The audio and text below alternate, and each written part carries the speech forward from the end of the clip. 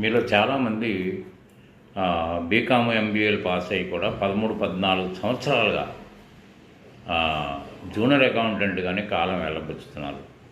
అయితే ఇవాళ సీనియర్ అకౌంటెంట్గా ఉన్నవాళ్ళు కానీ, లేకపోతే మీ ఆ కంపెనీ వ్యవహారాలు చూస్తే ఆడిటర్ కానీ, కన్సల్టెంట్ కానీ, మీరు కానీ అందరూ చదువుకున్న చదువు ఒకటే కదా. ఏంటి? లయబిలిటీస్, అసెట్స్, బ్యాలెన్స్ షీట్ కోసం, expenditure, income, trading, profit and loss account కోసం చదువుకున్నాం కదా. కొన్ని సంవత్సరాలు అయిపోయింది కదా చదివి. మరి చదువు ఒకటే చదివినప్పుడు ఈ ముగ్గురు స్థానాల్లో ఎందుకు డిఫరెన్స్ ఉందని ఏనాడైనా ఆలోచించారు మీరు? మరి మిమ్మల్ని జూనియర్ అకౌంటెంట్గానే కొనసాగించడానికి గల కారణం ఏంటి? మీ మీద జాలిపడు చాలా కాలం నుంచి పనిచేస్తున్నాడనో వెయ్యి పెంచుకుంటూ పోతా ఉంటే ఎంతకాలానికి మీ జీవితం కుదురపడుతుంది? ఎందుకంటే రోజు రోజుకి పెరుగుతున్న ఖర్చులు ఏమన్నామండి, ఏదైనా ఉన్నామండి, మీరు మీట్ కాగలుగుతారా? నిరాశతో బతకాల్సిన అవసరం మీకు ఎందుకుంది?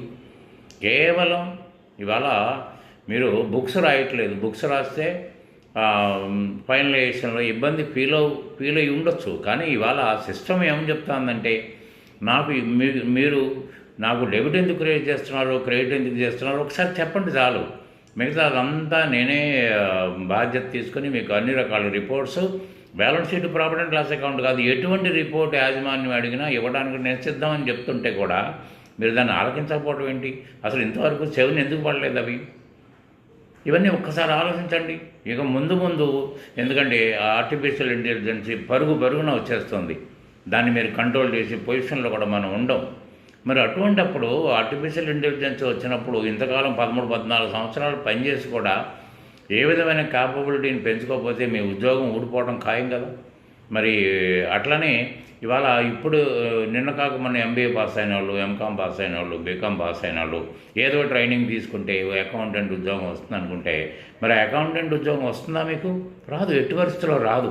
దీనికి గల కారణం ఒకటే, సిస్టము ఇవాళ క్యాల్కులేటర్ లాగా మీరు కేవలం బటన్ ఆపరేషన్ చేస్తే మీకు రిజల్ట్ వచ్చే పరిస్థితుల్లో, అది కూడా ఇన్కమ్ అకౌంటింగ్ ప్యాకేజ్ కూడా అంతే కదా, మీకు అదే రిజల్ట్ ఇస్తుంది కదా. ఎందుకు ఒక్కసారి ఆలోచించట్లేదు మీరు? ఆలోచిస్తే ఖచ్చితంగా ఈ పాటికి మీకు ఆన్సర్ దొరికిండేది. దానికి ఆన్సరు నేను ఇస్తాను. మీరు నన్ను ఒకసారి సంప్రదించండి చాలు. మీరు పనిచేస్తున్న వాళ్ళైనా, పని కోసం ఎదురు చూస్తున్న వాళ్ళైనా ఒక చక్కటి మార్గం చెప్తాను. మీరు నాతో మాట్లాడితే దానికి చెప్తాను. కానీ దయచేసి మీరెవ్వరూ కూడా చాటింగ్లు చేసే పద్ధతి మాత్రం నా దగ్గర మానేయండి. చాటింగ్ల వల్ల మీరు అనుకున్నది మాత్రం సాధించడం ఇంపాసిబుల్.